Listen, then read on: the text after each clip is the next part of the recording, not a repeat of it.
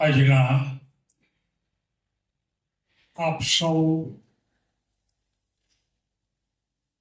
તત્વસા પરિવારના સૌ મિત્રો,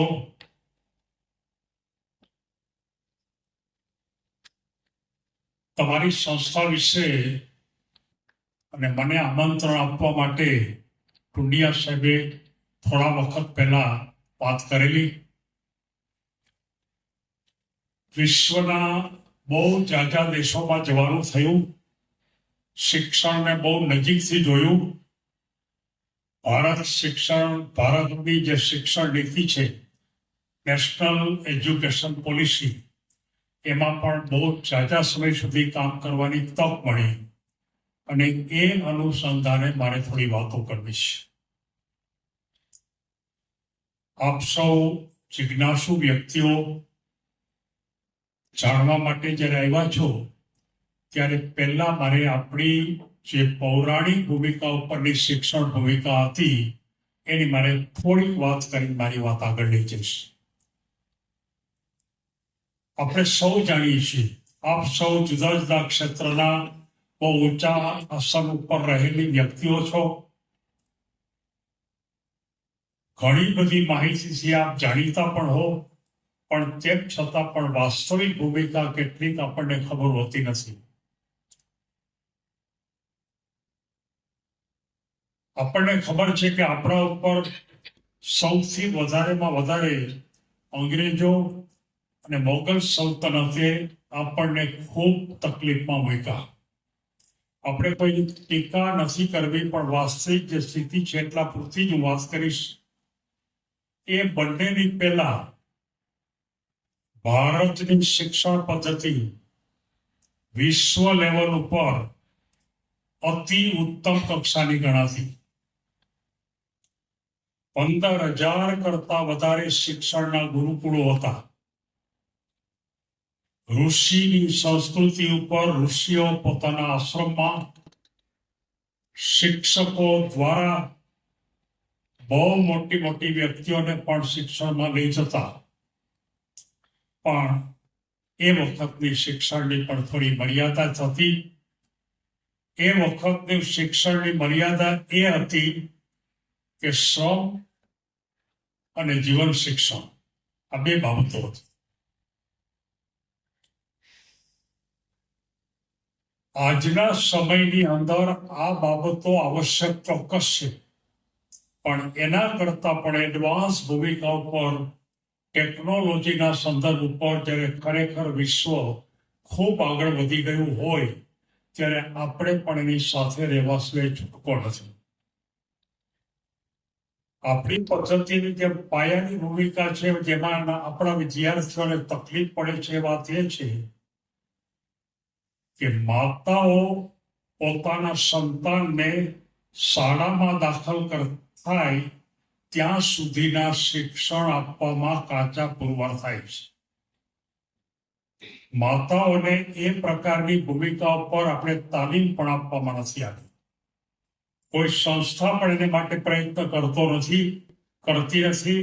અને એ માટે માત્ર એક જ વાત કહી શકાય કે એ માતાએ જે ભૂલ કરી પહેલા 5 કે 6 વર્ષની ભૂમિકા ઉપર, અને ત્યાર પછી આપણા પ્રાથમિક શાળાના પહેલા 5 વર્ષ, એ 10 વર્ષની જે ભૂલ છે, એ ભૂલ આપણા શિક્ષણને એકદમ નીચે લાવી દીધું. જે ગાળો વાવણી કરવાનો છે, જે ગાળો ઉત્તમ વસ્તુને તૈયાર કરવા માટે બીજ મૂકવાના છે, એ ગાળો તો આપણા હાથમાંથી ચાલ્યો દેશ. માતાએ ભૂલ કરી, પ્રાથમિક શાળામાં ભૂલ કરી. પ્રાથમિક શાળામાં ક્યાં ભૂલ કરી? તો કે પ્રાથમિક શાળાનું શિક્ષણ માત્ર ને માત્ર પ્રેમ અને લાગણીનું શિક્ષણ છે. ત્યાં આપણા શિક્ષણની ભૂમિકામાં શિસ્તના શિક્ષણ તરીકે લેવામાં આવે છે. એ વિદ્યાર્થી, એ બાળક તોફાન કરે, કદાચ એ એવી પ્રકારની પરિસ્થિતિમાં હોય કે કદાચ ક્લાસની અંદર હરતા ફરતા હોય, મજા કરતા હોય, એકબીજાની સાથે ઝઘડો કરતા હોય, તો આપણે ત્યાં શિસ્તની ભૂમિકા ઉપર ગયા પ્રાથમિક શાળામાં, જે સૌથી મોટી ભૂલ છે. ત્યાં માત્ર ને માત્ર પ્રેમની ભૂમિકા હોવી જોઈએ. અમે આ નવી શિક્ષણ NEP જે છે એમાં એ બાબતને સૌથી વધારેમાં વધારે પ્રાધાન્ય આપ્યું છે કે આ જે આપણી ભૂલ છે, ભૂલને સુધારી લઈએ. અને એ ભૂલની શરૂઆત કરવા માટે પહેલા ધોરણની પહેલા 3 વર્ષ મૂકવામાં આવ્યા. આપણે અહીંયા પણ હતા જ, જુદા સ્વરૂપે હતા, પણ જે ખરેખર એના મગજનો ઉપયોગ કેવી રીતે કરવો અને પોઝિટિવ બીજ કેવી રીતે વાવવા, એ પ્રકારની ભૂમિકા પર આગળના પહેલા 3 વર્ષ હતા નહીં. અત્યારે જેને આપણે કેજી કહીએ છીએ, અથવા તો જે પ્રાઇમરીની ભૂમિકા ઉપર પ્રી પ્રાઇમરી કહીએ છીએ, અથવા તો બાળવાટિકા કહીએ છીએ. આપણી સૌથી મોટામાં મોટી ભૂલ એ છે, અને એ ભૂલને આપણે અત્યાર સુધી સુધારી ન શીખ્યા, માતા પણ સુધારી ન શીખ્યા. હવે મારે તમને આજે જે વાત કરવી છે, વાત એ છે કે હજી પણ શિક્ષણ જગતમાં એ ભૂલ સુધરશે નહીં. બહુ સારી રીતે ટ્રીટમેન્ટ આપી છે. વિચારોને કેવી રીતે મગજમાંથી બહાર કાઢવા, એને માટે માત્ર ને માત્ર આ જે શિક્ષણ પદ્ધતિ છે એમાં 3 બાબતો ઉપર જ ભાર મૂકવામાં આવ્યો છે. એક માત્ર ને માત્ર જેને આપણે એમ કહી શકાય કે સ્કિલ ડેવલપમેન્ટ, આવડત. બીજી બાબત છે એક્ટિવિટી, પ્રવૃત્તિ. અને ત્રીજી બાબત છે એક્સપેરિમેન્ટ, પ્રયોગો. 8 ધોરણ સુધીમાં 3 બાબતો ઉપર પૂર્ણ ખ્યાલ રાખવો પડે, જેમાં માતાનો ફાળો પણ સૌથી મહત્વનો છે. માતાએ પણ શિક્ષણ લેવું પડે. ઘણા દેશોમાં મારે જવાનું થયું છે. કેટલાક દેશોમાં એવું છે કે ત્યાં પ્રાથમિક શાળાના વિદ્યાર્થીઓને ઊભા શિક્ષણ પણ આપી શકાતું નથી. ઊભા શિક્ષણ આપવું એટલે એનો અર્થ એ થયો કે વિદ્યાર્થી સામે બેઠા હોય, કોઈને કોઈ શિક્ષક ઉભો હોય, તો એનો અર્થ એ થયો કે હમણાં આપણને 2, 5, 6 ઓર્ડર કરશે, આપણને બેસાડી દેશે, ખોટી વાતો કરશે, આપણી વાતો કોઈ સાંભળશે નહીં. આવા પૂર્વ જ્ઞાન સાથે એ શિક્ષકને સાંભળવાનો પ્રયત્ન કરે છે. અને એ પ્રયત્નને કારણે શરૂઆતના ગાળામાં જ વિદ્યાર્થીના મનમાં શિક્ષણ તરફ અભાવ ઉત્પન્ન થાય છે. અને આ અભાવને જો કાઢવા માટેનો પ્રયત્ન કરવો હોય તો હજી પણ માટે એક જ બાબત ઉપર ભાર મૂકવો કે આપણી માતાઓએ ફરી જાગૃત કરવું પડશે. તમે જો કે નેપોલિયન બોનાપાર્ટ ફ્રાન્સની અંદર શિક્ષણ નબળું પડ્યું, ત્યારે બધાએ એમ કહ્યું કે આપણે કરવું શું? ત્યારે કોઈ એમ કીધું કે આપણે આ રીતે કરીએ, કોઈ એમ કીધું કે આ રીતે કરીએ. એક બેન હતા કે બોલતા જ નહોતા. એને એમ કીધું કે તમે કેમ બોલતા નથી? તો કે હું જે કહીશ ને એ પ્રમાણે તમે નહીં કરી શકો, તો કે તમે જરા વાત તો કરો. એટલે એને એમ કીધું કે ફ્રાન્સની અંદર માતાઓનું શિક્ષણ નબળું છે. જે વાત આપણા ભારતની અંદર વર્ષોથી ચાલી આવે છે, પણ કોઈના મગજમાં એ વાત આવતી જ નથી, કોઈ ખ્યાલ આવતો જ નથી. માતા જે રીતે પોતાના સંતાનો સાથે પહેલા 5 વર્ષમાં રહે છે, એ સંપૂર્ણપણે ખોટી પદ્ધતિ છે. અને એ ખોટી પદ્ધતિ જો કાઢી નાખવામાં આવે તો એના અનુસંધાનમાં માતાએ પણ મહિનામાં 2 વખત શાળામાં જવું પડશે. NEP નવી શિક્ષણ નીતિમાં મેં મૂક્યું છે કે માતાએ દર મહિનામાં છેલ્લા 2 દિવસ વિદ્યાર્થીની જેમ ભણવા આવવાનું છે, એને તાલીમ આપવાની છે. અલબત્ત ભારતમાં એનો અમલ કેટલો થશે એનો કોઈ ખ્યાલ નથી, પણ જેના ઉપર બહુ મહેનત કરવામાં આવી છે કે આ માતાઓને કેવી રીતે કામ કરવું જોઈએ. મને થોડી શંકા છે કે આપણે એનો અમલ 100% નહીં કરીશું. એની પાછળ આપણી જે માનસિકતા છે કે ઝડપથી ફેરફાર ન કરવો, જે જૂનું હોય એને પકડી રાખવું, અને આપણે જૂના માળખામાં જો નવી વસ્તુને ભરવાનો પ્રયત્ન કરશું તો એનો કોઈ અર્થ જ નહીં. જૂની વસ્તુ સદંતર કાઢવી પડે અને માત્ર ને માત્ર નવી વસ્તુ છે એને આપણે દાખલ કરવી પડે. અને એ ભૂમિકાની અંદર આ પ્રાથમિક શાળાના શિક્ષણ ઉપર પહેલા કામ કરવાનું રહ્યું. હું સહેજ આગળ જઈને પછી પાછો નીચે આવીશ કે એનાથી આગળ કે સેકન્ડરી એજ્યુકેશન, કે જે ખરેખર શિસ્તનું શિક્ષણ, નિયમોનું શિક્ષણ છે. આપણા જીવનની અંદર કઈ રીતે રહેવું જોઈએ, જીવન શિક્ષણની ભૂમિકા છે. જીવન શિક્ષણ પ્રાથમિકમાં બતાવવાની કોઈ જરૂર નથી. આપણે કઈ રીતે રહેવું, માતા સાથે કઈ રીતે વાત કરવી, વડીલો સાથે કેમ વાત કરવી, સમાજમાં કેટલા મોટા અવાજથી વાત કરવી, આ બધા જ પ્રકારની તાલીમ પ્રાથમિકમાં આપવાની જરૂર નથી. એ સેકન્ડરીમાં આપવાની જરૂરિયાત છે. પણ સેકન્ડરીમાં આપણે ફરી ભૂલ કરી કે આપણે માર્કના શિક્ષણ ઉપર જઈ લાગ્યા. માર્ક ને માર્ક. કોઈ પણ વિદ્યાર્થી 90% કે 90% ઉપર હોય એટલે એ વિદ્યાર્થી હોશિયાર અને 40% વાળો વિદ્યાર્થી નબળો. એક જ માપદંડ. આ શિક્ષણની અંદર અનેક માપદંડ છે. એનો વિકાસ, વિચાર કરવાની ભૂમિકા, એની પોતાનો ઉત્સાહ, એના પોતાના જીવનમાં કંઈક કરી છૂટવું છે એ પ્રકારની ભાવના, આવા અનેક આયામો છે. અને એ બધા જ આયામો એક પછી એક લઈ અને એનું મૂલ્યાંકન કરવાની પદ્ધતિ જો વિકસાવવામાં આવે માધ્યમિક શાળામાં, તો જ આ શિક્ષણની કલ્પના ઊંચી થઈ શકે. ફિનલેન્ડ હું ગયો છું. ફિનલેન્ડની અંદર હું 2 મહિના રોકાણો છું. ફિનલેન્ડની અંદર 85% વિદ્યાર્થીઓ રિસર્ચમાં જાય છે છેલ્લે. અને ભારતની અંદર માત્ર ને માત્ર 13.5, 13.5% રિસર્ચમાં જાય છે.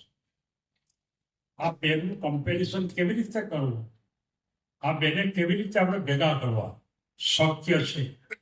આપણે સૌ સમાજ જાગશે તોય શક્ય છે. સમાજની ભૂમિકા ઉપર પ્રાઇવેટ શિક્ષણ કોઈને કોઈ પ્રકારે આવી ગયું છે. એક વાત સારી છે, પણ હારોહાર એ વાત ખરાબ પણ છે. મૂળભૂત શિક્ષણ છે એ જીવન શિક્ષણ છે. કોઈ પણ પ્રકારના જીવનની અંદર કઈ રીતે માણસે કામ કરવું જોઈએ એ શિક્ષણ આજે આ ભારતની અંદર એક પણ જગ્યા ઉપર આપવામાં આવતું નથી. આપણે ડોક્ટરો તૈયાર કરીએ, એન્જિનિયરો તૈયાર કરીએ, સારા વૈજ્ઞાનિકો તૈયાર કરીએ, પણ જીવનમાં એને કેવી રીતે રહેવું જોઈએ એક તબક્કો આપણે તૈયાર કરતા નથી. માટે કદાચ બહુ મોટા ડોક્ટર હોય, કદાચ મોટા એન્જિનિયર હોય, એ પોતાના માતા પિતાને વૃદ્ધાશ્રમમાં મૂકી આવે તો આપણા શિક્ષણનો વાંક છે. કારણ કે આપણે જીવન શિક્ષણ બતાવ્યું જ નથી, એને ખબર જ નથી. આ જીવન શિક્ષણની ભૂમિકા ઉપર આપણે સમાજે અને સમાજ કરતા પણ નીચે ઉતરી અને માતા પિતાએ જાગૃત થવું પડશે.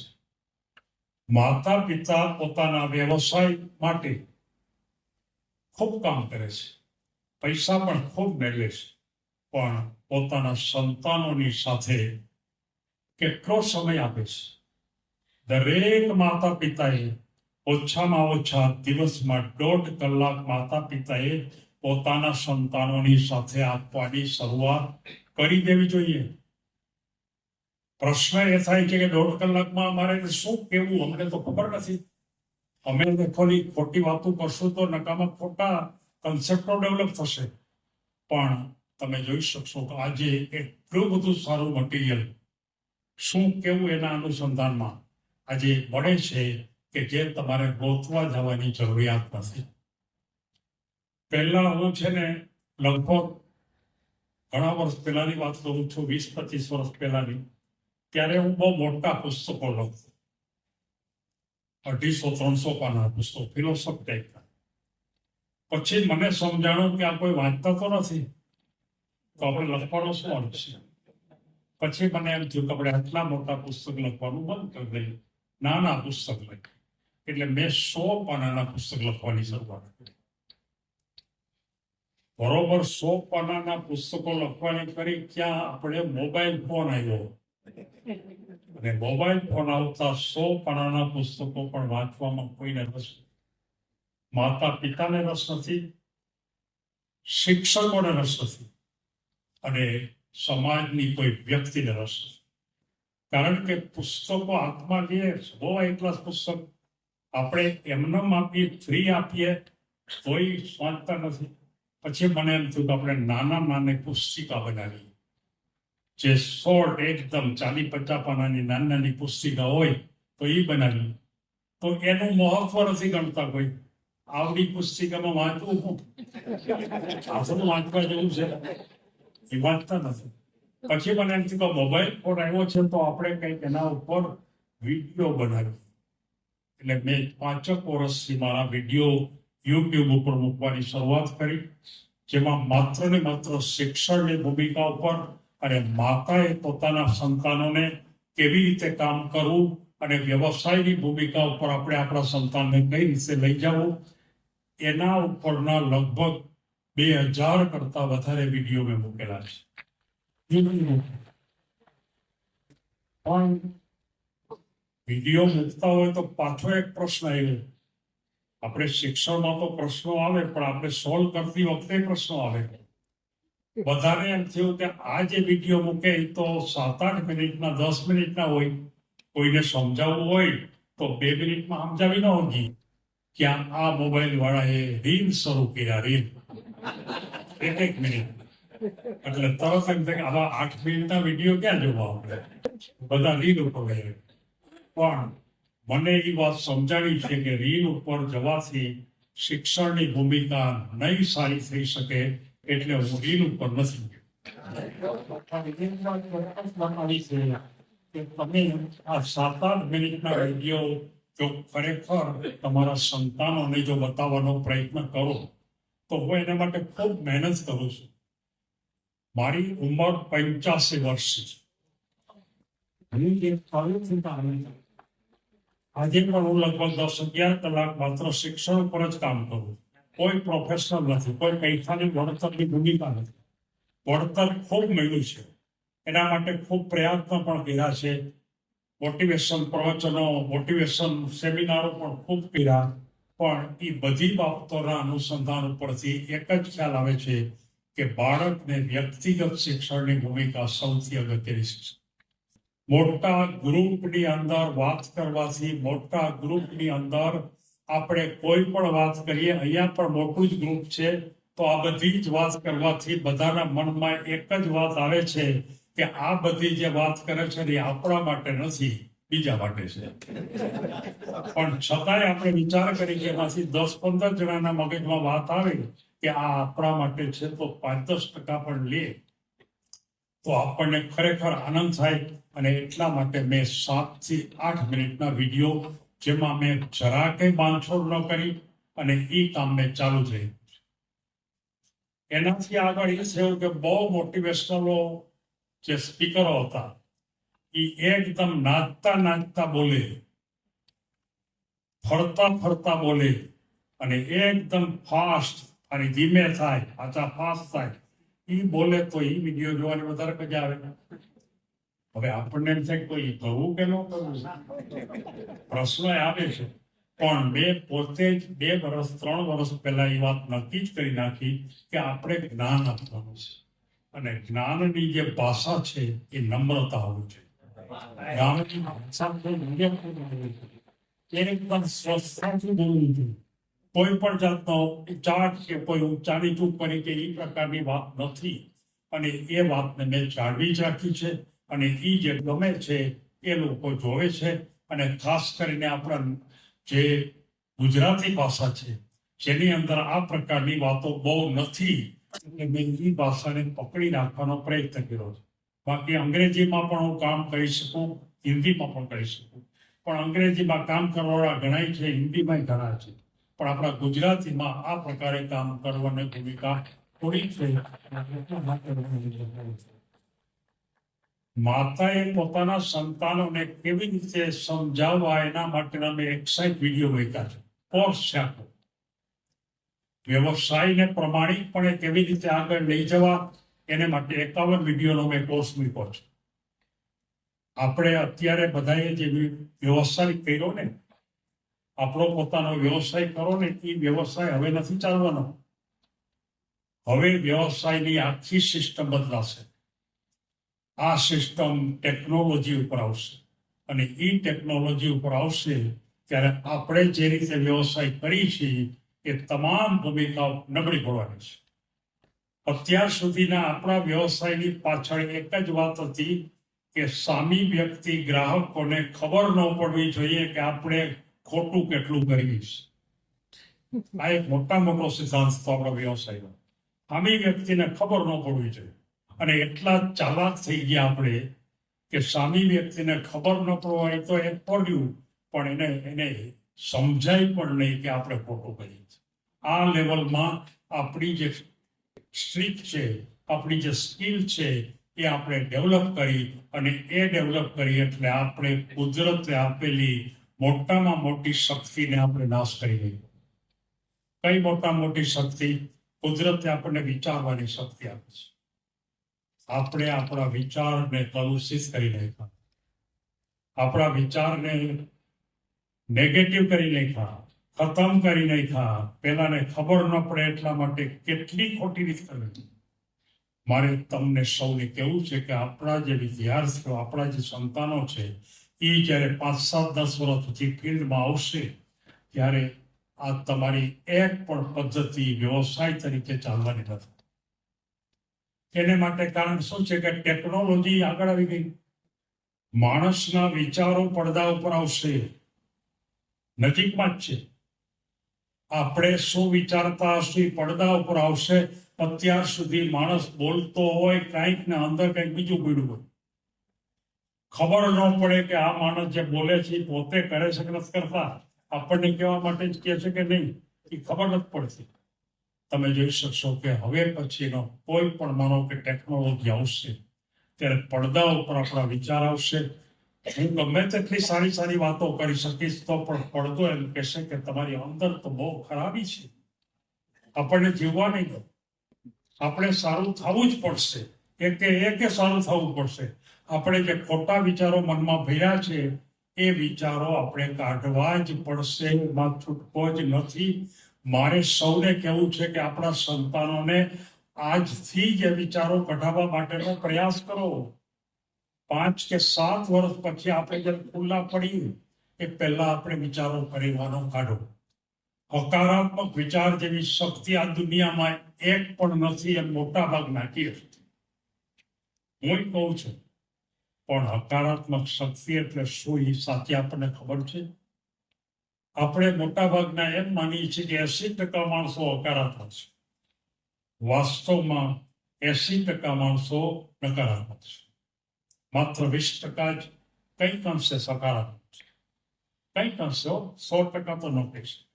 અને આજે એની પાછળની ભૂમિકામાં આપણી જે માનસિક તાકાત છે એ તાકાતને આપણે ખતમ કરી નાખી. કેવી રીતે ખતમ કરી? તો કે આપણે આપણા માટે જીવવા માટે નક્કી કરવાની શરૂઆત કરી. આપણું જ ઘર બનાવવું, આપણા જ બેંકમાં પૈસા વધવા જોઈએ, આપણી જ તાકાત વધવી જોઈએ. પડોશની વધે તો મેળ ન ખાય, કોઈની પણ થાય તો મેળ ન ખાય. સ્વાર્થ વૃત્તિ વધી ગઈ, અને સ્વાર્થ વૃત્તિ વધી ગઈ એટલે જેને આપણે એમ કહી શકાય કે સાચી જે તાકાત હતી ને એ તાકાત બીજાને મદદ કરવા માટે થઈ. ડેલ કાર્નેગીને એમ કીધું કે તમે તમારા જિંદગીમાં તમે જ્યારે સૌથી પહેલા કરોડપતિ થયા ત્યારે તમને કેવી લાગણી થઈ હતી? ત્યારે એને એમ કીધું કે હું જ્યારે કરોડપતિ થયો ત્યારે મને કેવી લાગણી થઈ હતી એ કહેવા કરતા મારે તમને બીજું કહેવું છે કે મેં મારી જિંદગીમાં 1000 માણસોને કરોડપતિ બનાવ્યા અને ત્યારે મને જે આનંદ થયો હતો ને એ આનંદ મારે કહેવું છે. આજે તમે વિચાર કરો કે આપણે આપણા જેવા તાકાતવાળા માણસોને બતાવવા માટે આપણી શક્તિની કેટલી વહેંચી છે. દરેક માણસે કુદરતે પોતાની શક્તિ છે એ શક્તિનો 10% ઉપયોગ બીજા માટે કરવો છે. અન્ય કોઈ પણ રીતે આપણને કેટલાક એમ કે લોજિકમાં, તર્કમાં કે આપણે પૈસા કમાઈએ, આપણે મહેનત કરીએ, આપણે રાત ઉજાગરા કરીએ તો બીજાને કામ આપવા, એને કરવા જે ઉજાગરા. તો જે સ્વાર્થ વૃત્તિ છે, પશુ વૃત્તિ છે. પશુ છે એના વૃત્તિ આ જ છે, પોતાના માટે જમી લઈએ, ખાઈ લઈએ, વાત પૂરી. જ્યારે આપણે આપણા પોતાના સમાજની ભૂમિકામાં જે ભારતની, જે ભારતીય સંસ્કૃતિ આપણી હતી, એ સંસ્કૃતિમાં પરોપકાર કરવાની જે ભૂમિકા હતી, એ ભૂમિકા આપણે સંપૂર્ણપણે નાશ કરી. તમે લોકો તો બધા ભેગા થયા છો અને તમે કોઈને કોઈ પરોપકાર કરતા હશો. મને આનંદ થાય છે, કારણ કે તમારું નામ જ એ પ્રકારનું છે સંસ્થાનું, અને એમાં પણ તમે બધા દરેક ક્ષેત્રના ઊંચા લેવલ ઉપર છો, એટલે વિચારે ખૂબ કર્યા હશે. પણ એક વાત ચોક્કસ છે કે આ ભૂમિકા ઉપર આપણે આપણા સંતાનોને આજથી વાતની શરૂઆત કરો. જો તમે આજથી નહીં કરો તો પછી તમારા હાથમાંથી જશે. મારે માત્ર એક વાત કરવાની છે કે દાખલા તરીકે હું તમને ઉદાહરણ આપું કે આજથી ઘણા વર્ષ પહેલા, લગભગ 40-45 વર્ષ પહેલા, હું મુંબઈથી ગોવા જતો હતો. એ વખતે બહુ સારી સગવડતાઓ નહોતી, ટ્રેનમાં જવાનો હતો. એમાં બરોબર ટ્રેનમાં એક પંજાબી કર્નલ અને એનો માત્ર 6-7 વર્ષનો દીકરો ભેગા થઈ ગયા. મેં એની સાથે 4 કલાક વાત કરી અને એ 4 કલાકની વાતમાં મને સમજાણું કે આ છોકરાએ એક પણ નેગેટિવ વાત ન કરી. 4 કલાક સુધી વાતો કરી અને એમાંથી એક પણ નેગેટિવ વાત ન કરવી એ આપણા માટે શક્ય નથી. ક્યાંક તો નેગેટિવ આવી જ જાય થોડી. મેં એમના ફાધરને કીધું કે તમારી ડાયરી આપો. 40 વર્ષ પહેલાની વાત છે. મેં ડાયરીમાં લખી નાખ્યું કે આ તમારો દીકરો કોઈ પણ ક્ષેત્રમાં જાય, વૈજ્ઞાનિક થાય, ઉદ્યોગપતિ થાય, સ્પોર્ટ્સમેન થાય, એ વિશ્વ લેવલ ઉપર જળકશે. મને કે તમે કેમ કહી શકો? મેં કીધું આટલા વખતમાં મેં કીધું માત્ર ને માત્ર એને વિચાર કરવાની તાકાત ડેવલપ થઈ ગઈ છે. અને એના શિક્ષક તો બહુ ઉત્તમ છે અને કાં એની માતા ઉત્તમ છે. એને કબૂલ કર્યું, એને કબૂલ કર્યું તે વખત. અને 4 કલાક સુધી વાતો કરીને એક પણ નેગેટિવ વાત નહીં. હું તમને 2 સાદી વાત કરું એની. બપોરે 12 થયા હતા. એના ફાધરે પૂછ્યું કે બેટા તારે ચા પીવી છે? સાવ સાદી જ વાત આપણે કરી, બીજી તો ઘણી વાતો થઈ છે. એટલે એને એમ કીધું કે ડેડી, એને પીવી નથી 12 વાગે. તો એનો અર્થ શું થાય કે મારે ચા પીવી નથી, નહીં, ખબર નથી, સમજાતું નથી, ગમતું નથી, ફાવતું નથી, આ બધા જ નેગેટિવ શબ્દો. એને એમ કીધું કે ડેડી, હું માત્ર સવારે જ ચા પીઉં છું. અત્યારે પીવી નથી એ પણ આવી ગયું, ચા પીવું છે એ હકીકત છે, પણ સવારે પીવું છું એ વાક્ય હકારાત્મક વાક્ય છે, વર્તમાનનું વાક્ય છે. પીતો નથી એ ભૂમિકા એકદમ ખોટી ભૂમિકા છે. મને એમ થયું કે હજી હું એક તપાસ કરું. એ છોકરો માત્ર 6-7 ધોરણમાં ભણતો હશે, 6-7 નહીં હોય, કેમ કે 7-8 વર્ષનો હતો. મેં એને 10મા ધોરણનો એક દાખલો પૂછ્યો, સમજીને. મેં કીધું બેટા તને આ દાખલો આવડે ખરો? મને એમ થયું કે હમણાં જવાબ એમ કહેશે કે દાખલો મને આવડતો નથી. પણ એ છોકરાએ મને એમ ન કીધું. એ છોકરાએ મને એમ કીધું કે સાહેબ, આ દાખલો મને 5-6 વર્ષ પછી આવડી જશે.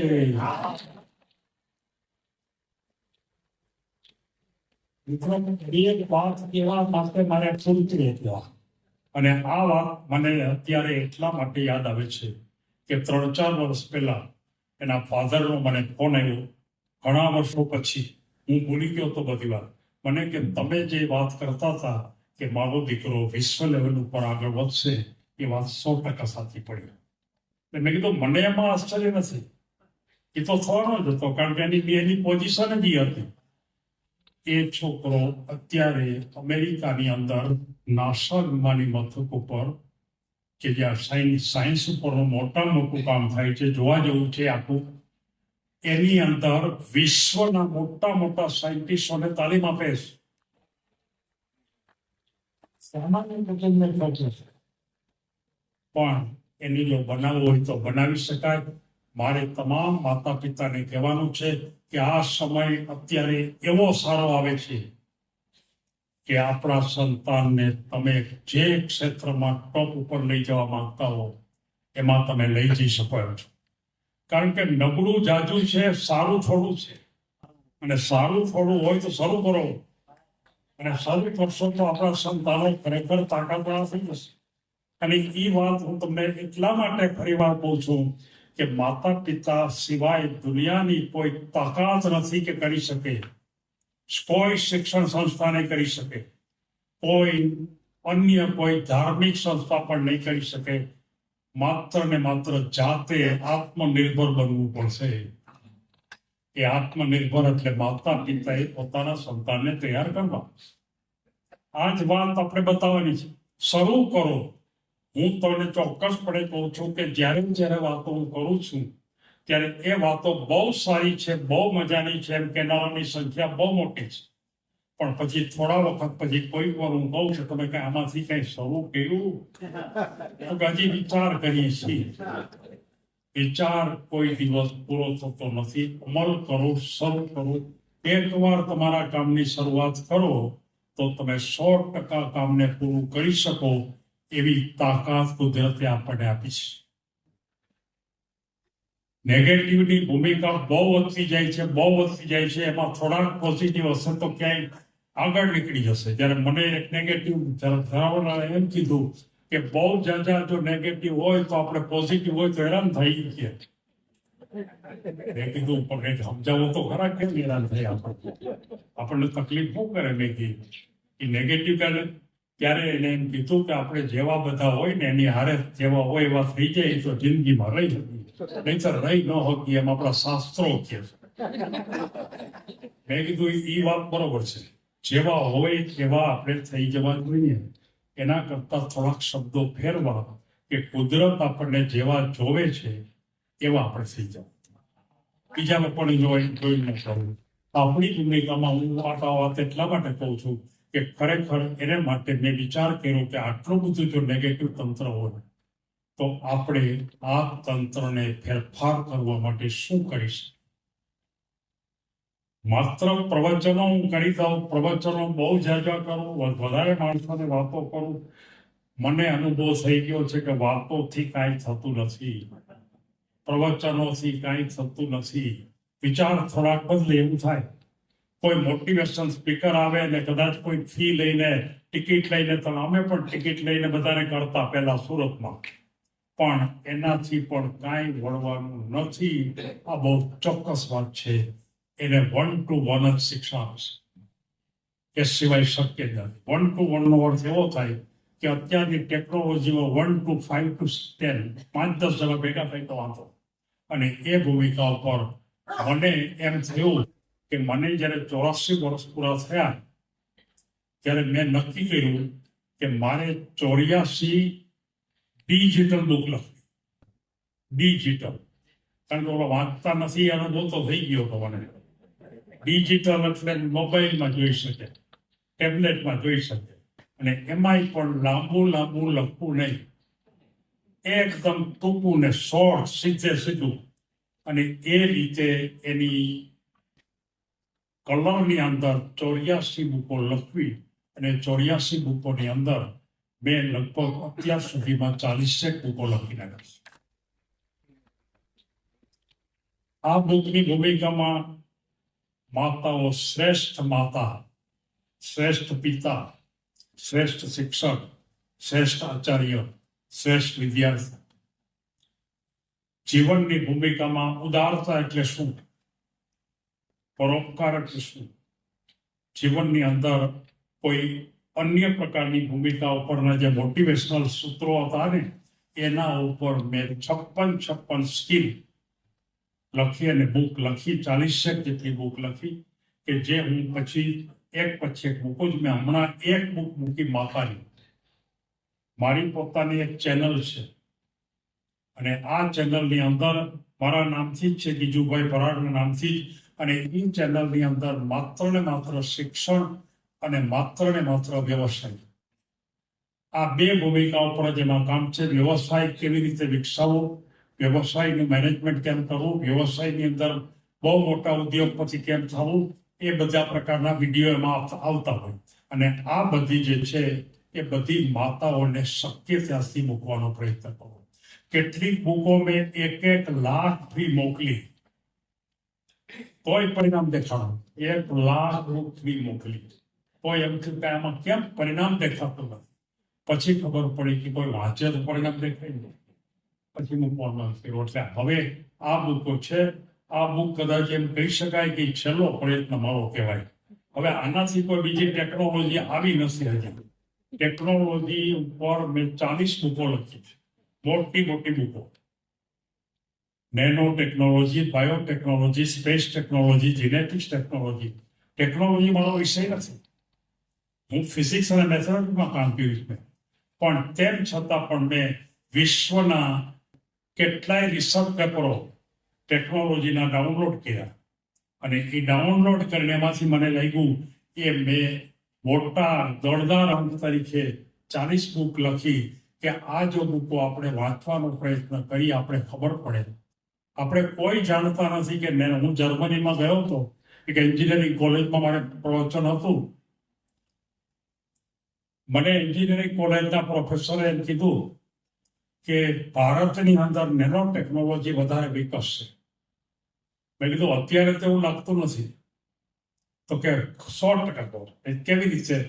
તો કે ભારતની અંદર હજી એકબીજા વચ્ચે આત્મીયતા ઘણી છે. મિત્રો વચ્ચે આત્મીયતા, કારણ કે આપણે જોયું જ ને, એકબીજા મળતા હતા, હાથ લંબાવતા હતા, બહુ ભેટી પડતા હતા. એ બધું આપણે જોયું જ છે. અહીંયા જ જોયું છે આપણે. તો એનો અર્થ એ થયો કે આપણે આત્મીયતા બહુ છે. અને નેનો ટેકનોલોજીનો પાયાનો સિદ્ધાંત એ છે કે પાર્ટિકલ એકદમ નજીક. ઇલેક્ટ્રોનિક્સ આવતા દુનિયા બદલી, કારણ કે 10⁻⁻8 મીટર સુધીની વાત હતી અને આમાં આવી 10⁻⁹. એના કરતા પણ 10મા ભાગની. અને એ ટેકનોલોજી આવશે થોડાક જ વખતમાં આવશે, માત્ર 5-7 વધીને 10 વર્ષમાં. તો આ ટેકનોલોજી આવશે ત્યારે આખી દુનિયામાં એક ક્રાંતિ આવશે. આખી દુનિયા બદલશે. આપણા ખોરાક બદલાશે. એ ટેકનોલોજીથી જે આપણે ખોરાક ખાશું ને ત્યારે આપણને એમ થશે કે પહેલા આપણે ધૂળ ખાતા હતા. જેમ અત્યારે આપણે જંગલમાં રહેતા માણસોને એમ કહી છે ને ખોટા ખોરાક ખાતા, એ લોકોએ રાખ જ ખાધી. એમ આપણે પણ આપણા જે હવે પછીની પેઢી આવશે એ એમ કહેશે કે અમારા વડવાઓ હતા ને એને ધૂળ જ ખાધી હતી, કારણ કે એવા ખોરાક ઉત્તમ પ્રકારના આવશે. મેડિકલ સાયન્સમાં મોટો ફેરફાર થશે. મેડિકલ સાયન્સ બદલાશે, 100% બદલાશે. અત્યારે માત્ર ને માત્ર કેમિકલ બેઝ ઉપર મેડિકલ પ્રોસેસ. બધી જ દવાઓ, એક દવાઓમાં સારું થાય અને 3 ઊભી થાય નવા દવા. આ ભૂમિકાના ફેરફાર માટે હવે પછીની જે દવાઓ આવશે એ બધી જ આ ટેકનોલોજીના બેઝ ઉપર આખો મોટો ફેરફાર આવશે. તમામ ભૂમિકા. આપણા પહેરવાના કપડાં બદલાઈ જશે. આપણે અત્યારે પહેરી છે કપડાં મેલા થાય છે. તમે જ્યારે નેનો ટેકનોલોજીનો નેનોનું પોળ ઉપર ચડાવશો, તમે એકવાર સીવડાવો તમારે મેલા થાય જ નહીં. કોઈ બી ધૂળ ચડે જ નહીં એના ઉપર, કોઈ પાર્ટિકલ જ દોડાઈ ગયા. અને આ બધી આખી ભૂમિકા મારે તમે અત્યારે વાત નથી કરવી, પણ એટલી વાત ચોક્કસ છે કે આ ટેકનોલોજી ઉપર ખરેખર દરેકે દરેક બાળકને અભ્યાસ કરાવો. નેનો ટેકનોલોજીનું એક ચેપ્ટર 10મા ધોરણમાં આવે છે, પણ એ તો એક સામાન્ય ભૂમિકા છે. મેં નેનો ટેકનોલોજી ઉપર 200 પાનાની બુક લખી. અને આ જ્યારે જર્મનીના સાહેબે કીધું ત્યારે મને એમ થયું કે ના, વાત તો સાચી છે. ભારતમાં હજી આત્મીયતા છે અને એ જો સિદ્ધાંત કામ લાગ્યો, ખબર નથી લાગે કેમ. એ આત્મીયતા સાચી છે ખોટી એ હવે આપણને ખબર પડશે કે આ ખરેખર આમાં જો ટેકનોલોજીમાં આપણે વધારે સારું કરી શકીએ તો આ જે આત્મીયતા છે એ સાચી છે એમ આપણને ચોક્કસપણે ખબર છે. હકીકતની ભૂમિકા માત્ર એટલી જ છે કે આપણા જીવનની ભૂમિકાની અંદર આ ટેકનોલોજી આવવાની છે અને ઋષિ મુનિઓના જે શિક્ષણ હતું એ શિક્ષણ ત્યાંથી બંધ થઈ ગયું હતું. ટેકનોલોજીની ભૂમિકા નહોતી ત્યાં. આ નવા શિક્ષણમાં આપણે ટેકનોલોજી દાખલ કરવી પડશે, સૌએ દાખલ કરવી પડશે, ચાલશે જ નહીં. અને એ રીતે આપણે કામ કરીશું. તમે જોઈ શકશો કારણ આપણે હમણાં એમ કીધું કે કોરોના ગયું, ડોક્ટરોએ પણ ખૂબ સારું કામ કર્યું, ઘણા ડોક્ટરોએ સારું કામ કર્યું, બધાએ નથી કર્યું એ પણ આપણને ખબર છે. પણ તેમ છતાં એક વાત ચોક્કસ છે કે ઘણા ડોક્ટરોએ ઘણાને બચાવ્યા છે. કદાચ એનું વળતર લઈ લીધું હશે એ ખબર નથી, પણ બચાવ્યા છે. મારે એમ કહેવું છે કે આ કોરોના ઉપરની વાત આજથી 15 વર્ષ પહેલા મેં લખી હતી બુકમાં કે કોરોના આવવાનું છે અને એને માટે તમે તૈયાર થાઓ. ભારતની અંદર આપણી ઇમ્યુનિટી ઓછી છે, આપણી જે સંઘર્ષ કરવાની શક્તિ છે એ ઓછી છે. ઓછી હોવાને કારણે આપણે સહન ન કરી શક્યા અને જે સિસ્ટમથી ડેવલપ થયું એ સિસ્ટમને બદલે જુદી પદ્ધતિથી ડેવલપ થયું એટલે ઘણા માણસો વયા ગયા. મેં આ જે કોરોના કાળ હતો એ ગાળામાં મેં કોરોના ઉપરની એક બુક લખી, કોઈ ડોક્ટરે પણ નથી લખી. મેં એના ઉપરની 200 પાનાની એકદમ રિસર્ચ ટાઈપની બુક મેં લખી. અને એ મારે તમે કહેવા પાછળનો ખ્યાલ તો એ છે કે એ તો વયું ગયું, પૂરું થઈ ગયું. પણ થોડીક વાત મારે તમને ગભરાવવા માટે નથી કરવી, પણ જાગૃત કરવા માટે કરવું છે કે છેલ્લે લગભગ 85 થી 88 નોબેલ પ્રાઇઝ વૈજ્ઞાનિકોએ હમણાં જાહેરાત કરી 4 મહિના પહેલા કે હજી એક એવો મોટો વાયરસ આવી રહ્યો છે અને આ વાયરસ એટલો ભયંકર છે કે આ દુનિયાની અંદર માત્ર 30% જ સહન કરી શકશે, 70% સહન નહીં કરી શકે. જેની કોઈ દવા પણ નથી, જેની કોઈ વેક્સિન પણ નહીં મળી શકે તાત્કાલિક. હવે તમે વિચાર કરો કે એનો એક જ ઉકેલ છે કે આપણી ઇમ્યુનિટી વધારો. મારે જે અત્યારે તમને કહેવાનું છે એને કહેવાનું પાછળ એ છે કે તમે આપણે 10 વર્ષનું બાળક હોય કે 80 વર્ષનો વૃદ્ધ હોય, દરેકે પોતાની ઇમ્યુનિટી વધારવાની શરૂઆત કરી દો. સવારમાં વહેલા ઉઠો, તમે ચાલો, કસરત કરો, પ્રાણાયામ કરો. આ વાત સાંભળવા પૂરતી નથી, કરવાની શરૂઆત કરજો. કાલથી જ કરો. હું કરું જ છું એટલે કહું છું. હું 4 કિલોમીટર હજી રોજ ચાલું છું ડેઈલી. બીજો કોઈ ગમે એ વસ્તુ ચાલવાનું તો કહું. સવારમાં 1 કલાક કસરત અને પ્રાણાયામ નિયમિત કરું છું, 100% નિયમિત, જેની અંદર કોઈ અપવાદરૂપ નહીં. આજે હું આવ્યો તો આજે હું 3 જગ્યાએ મારે પ્રવચન હતું. આજે આ ત્રીજું છે. પેલા ચોટીલામાં હતું, સવારમાં રાજકોટમાં હતું અને આજે તમારી સાથે છે. તો પણ મારી જે નિયમિતતા છે, નિયમિતતામાં કોઈ દી ફેર નથી કરતો. અને એટલા માટે આ ઉંમરે પણ હજી હું મારી પોતાની ઇમ્યુનિટી જાળવી શકું છું. મારે તમને સૌને કહેવું છે કે તમે ખરેખર, તમે જ નહીં, તમારી આસપાસમાં, તમારી શેરીમાં રહેતા, તમારી નોકરી સાથે કરનારા તમામને કહો કે તમે સવારમાં જાગૃત થાઓ. નવી શિક્ષણ નીતિમાં રોજના 1.5 કલાક પ્રાથમિક શાળાના વિદ્યાર્થીઓને ગ્રાઉન્ડમાં જ રાખવાના. એ માત્ર સ્કૂલના બિલ્ડિંગમાં નહીં, ગ્રાઉન્ડમાં જ રમાડો જ માત્ર. કોલેજના વિદ્યાર્થીને પણ 1 કલાક ગ્રાઉન્ડમાં રાખવાનું આમાં નક્કી કરેલું છે. કરશે નહીં કોઈ, સ્કૂલ વાળા કોઈ નથી કરવાના, કોલેજ વાળા કોઈ નથી કરવાના, પણ મૂક્યું છે. પણ આપણે જે સમજવું છે એ લોકોએ તો આ બાબત ઉપર થોડી વધારે જાગૃત રાખી અને તમારે ખરેખર કામ કરવા માટે વિચારજો. તમે એક વ્યક્તિ 4 જણાને કહેજો કે સવારમાં તમે 2-3 કિલોમીટર ચાલો. એક ધારું સીધું 5 કિલોમીટર ચાલવું નહીં, પહેલા અડધો કિલોમીટર પછી 15-20 થી પછી 1 કિલોમીટર, એમ કરતા કરતા 5 કિલોમીટર નો હાલો, પણ 3 કિલોમીટર તો ચાલો. અત્યારે બધા યુવાનો એમ કહે કે અમારે ક્યાં જરૂર છે કે અમે જોઈએ એટલું કામ કરી શકીએ છીએ, હાલતા થાક લાગતો નથી, કોઈ તકલીફ નથી. પણ કુદરત તમને અત્યારે શું કામ થકવાડે? પછી તમને તકલીફ પડશે એ વાતને તમે ખ્યાલ કરો. મને નથી કોઈ ડાયાબિટીસ નથી, કોઈ બીપી નથી, કોઈ પણ પ્રકારનો રોગ નથી મને, એક પણ પ્રકારનો, કારણ કે હું ઘણા વખતથી આ કરું છું. અને એ ભૂમિકા પર જો ખરેખર આપણે આ એક મહત્વનું જે વાક્ય મારે કહેવાનું છે એ વાક્ય એ છે કે આપણા સંતાનોને તો તાકાતવાળા કરો જ.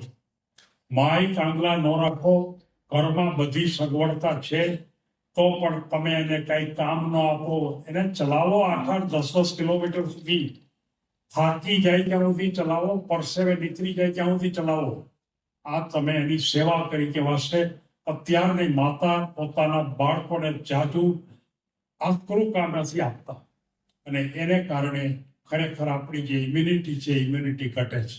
એટલે એક ઇમ્યુનિટી વાત આવે, આપણું શું થશે એની શરૂઆત હવે કરીએ. શિક્ષણ શું થશે એનો જવાબ એક જ છે કે સારું થશે, નબળું નહીં. અને સારું થશે એમ જો આપણે વિચાર કરતા હોઈએ તેવાનું પહેલું પગથિયું એ છે કે આપણી ઇમ્યુનિટી વધારો.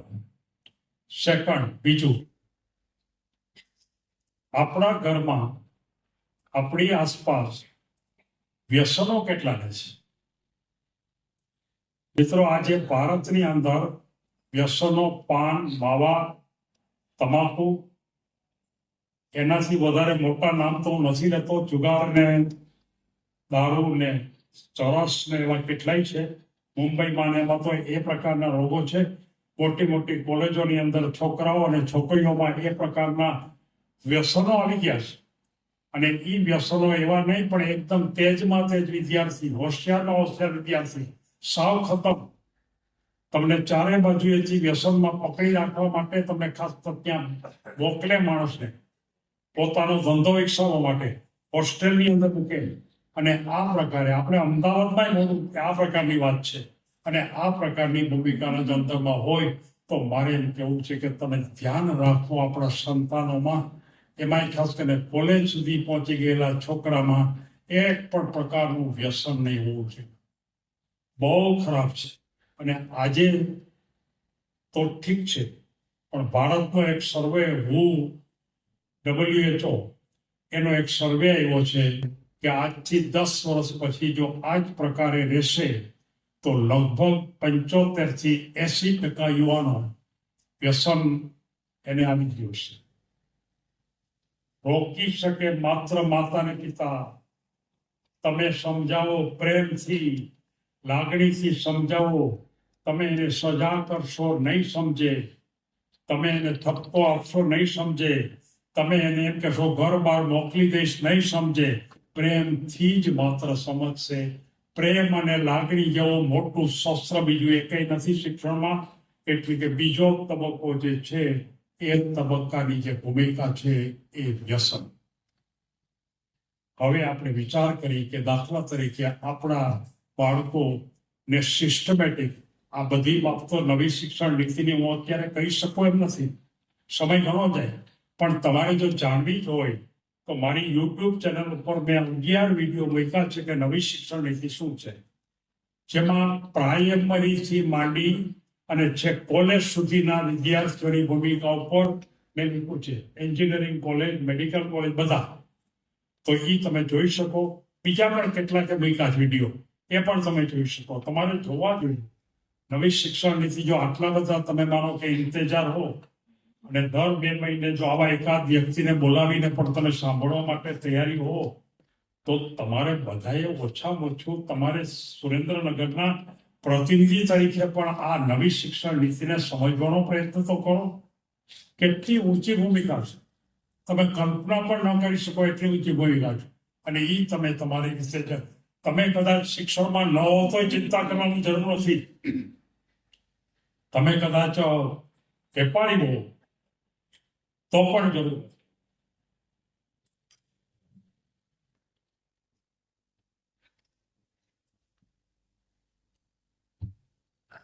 પણ આ જો તમે જોવાનો પ્રયત્ન કરશો તો તમને પોતાને ગમશે. એટલે એના ઉપર હું વધારે જવા નથી માંગતો.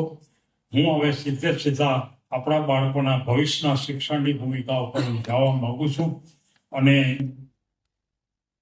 એમાંની સૌથી પહેલી ભૂમિકા, વિદ્યાર્થી માધ્યમિક શાળા પૂરી કર્યા પછી એમાંય તમને બહુ રસ નહીં હોય.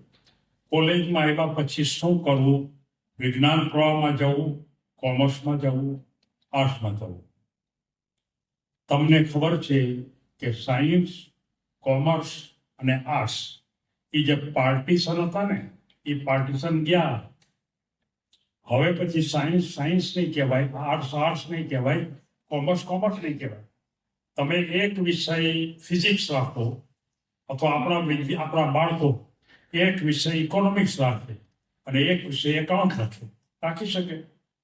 એમાં શું વાંધો છે? અત્યારે આપણને ખોટા નકામા તકલીફ કરી છે. અંગ્રેજોએ આપણને એવા પ્રકારનું શિક્ષણ આપ્યું કે જેને કારણે આપણે ક્યાંય ઊભા જ ન થઈ શકીએ. ગોખવાનું શિક્ષણ આપ્યું. ગોખવા માટેની જ વાત છે. આ તમામ માનો કે આપણી શરૂઆત જ ખોટી છે. આપણા માનો કે કક્કા જ ખોટા છે. આપણે જે 1 થી 100 ગણીએ છીએ એ જ ખોટું છે. આપણું તમે જોઈ શકશો કે કોઈનો ટોન હરખો 1 થી 100 61 ને 62 ને 63 ત્યાં 60 આવે, 71 ને 72 ને 73 13 આવે, 14 આવે, 51 ત્યાં 1 આવે, 81 ત્યાં 80 આવે. કોઈનો ટોન હરખો નથી. આ આપણને અંગ્રેજોએ આપેલી બક્ષિસ છે. તમે જો આપણે અંગ્રેજીની અંદર એકડા કેટલા સરળ છે કે 61, 62, 63, 60 કોમન, 1, 2, 3, 4. માત્ર ને માત્ર તમે એક જ દિવસમાં એને 100 એકડા શીખવાડી શકો.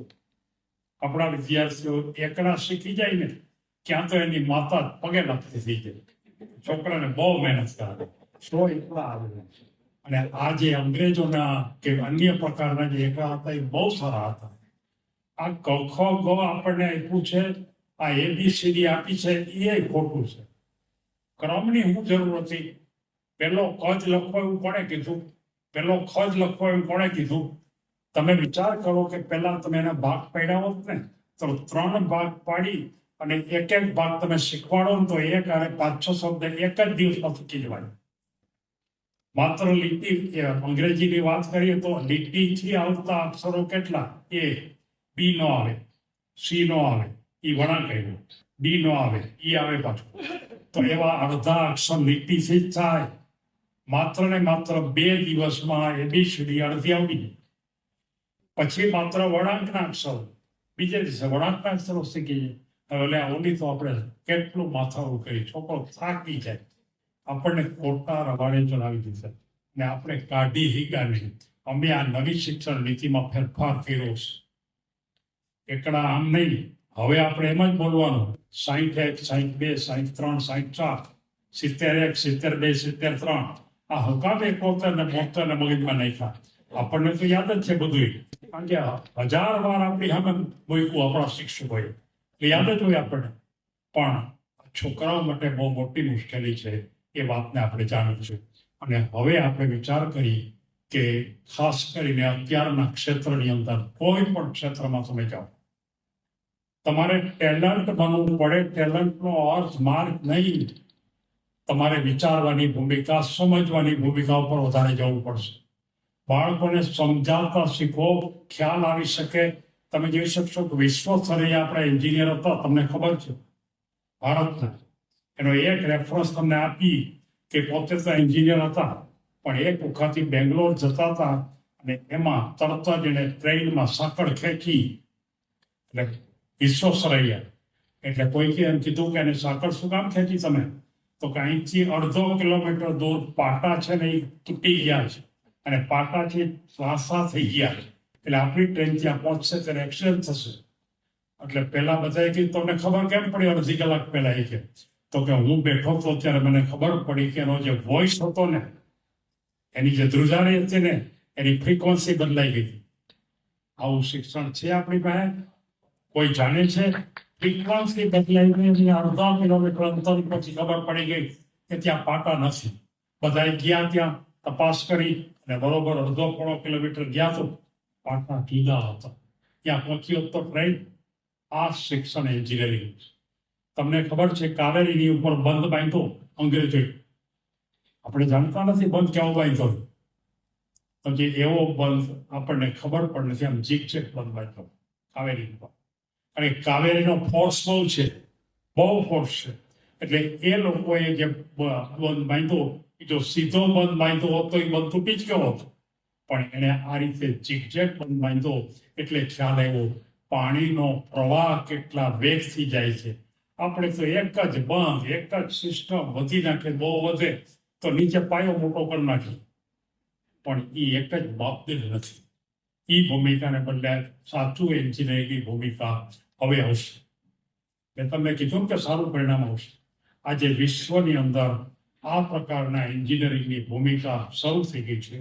આપણે જોઈ શકશું કે મેડિકલની ભૂમિકામાં બહુ તકલીફ છે. મેડિકલમાં જેને જવું છે, ડોક્ટર વગર ચાલે એમ નથી. ઓપરેશન કરવા જ પડશે, ડોક્ટરોએ સેવા કરવી જ પડશે, પણ ડોક્ટરો થવામાં કેટલી તકલીફ છે. નીચી પરિસ્થિતિ આપણને ખબર પડી. માત્ર ને માત્ર 5-6 હજાર સીટમાં ગવર્મેન્ટ કોલેજમાં આપણા છોકરાને મળે તો માત્ર વર્ષે 25,000ની ફી થાય. 5 કે 6 હજાર પછીના પણ મળે ખરી, વિદ્યાર્થીઓને મળે ખરી, પણ ગવર્મેન્ટની ફી પણ લગભગ 3.5 થી 4 લાખ છે એક વર્ષ. 5 વર્ષની અંદર 20 થી 25 લાખ. સેલ્ફ ફાઇનાન્સની અંદર ફી હોય તે ફી એક વર્ષની 12 થી 17 લાખ રૂપિયા છે. હવે તમે વિચાર કરો કે આમાં આપણે ભારતની અંદર બધા જ માણસો મેડિકલમાં કેવી રીતે જાય સમજો. અને મેડિકલમાં જવાની એટલી બધાને જરૂર પણ નથી. બધા જ ડોક્ટરો સુધી જવું માનવાને કોઈ કારણ નથી. તમે જોઈશો એના કરતાં પણ મારે તમને એમ કહેવાનું છે કે આપણા સંતાનોને મેડિકલના ક્ષેત્રમાં મોકલવા હોય તો પેરામેડિકલનું ક્ષેત્ર વધારે ઉત્તમ છે. પેરામેડિકલની 80 થી 100 જેટલી લાઈન છે, અને એ લાઈનની અંદર આપણા દીકરાને ભણવાની ફી પણ ઓછી છે, ભણવાના વર્ષ પણ ઓછા છે, ભણવાનું જે બહુ અઘરું છે એવું પણ નથી. મેડિકલના છોકરાઓ તો આટલા મોટા મોટા થતા વાંચતા હોય છે, એ લોકોને એટલું પણ નથી. અને તેમ છતાં પણ એ લોકોને પણ સ્ટાર્ટિંગમાં 40-50 હજાર પગાર મળે છે. MBBS ને 60-70 હજાર મળે છે, આને કદાચ 40-50 હજાર મળે છે. અને એ છોકરો પણ જો પેરામેડિકલની અંદર, પેરામેડિકલ એટલે મેડિકલને મદદ કરતી લાઈન, અને એવી લાઈનની અંદર મોકલવા માટે તમે મોકલશો તો પણ આપણા સંતાનોનું ભવિષ્ય ભારતમાં પણ ઉજળું છે. આગ્રહ નહીં રાખો કે આપણે MBBS કરવા છે. અને એના કરતાં પણ હજી એક વાત કહી દઉં કે 10 વર્ષ પછી ભારતની અંદર આ એલોપેથી તો ચાલવાનું છે, પણ એક નવી બ્રાન્ચ કે જે આપણે સૌ જાણીએ છીએ, આયુર્વેદ.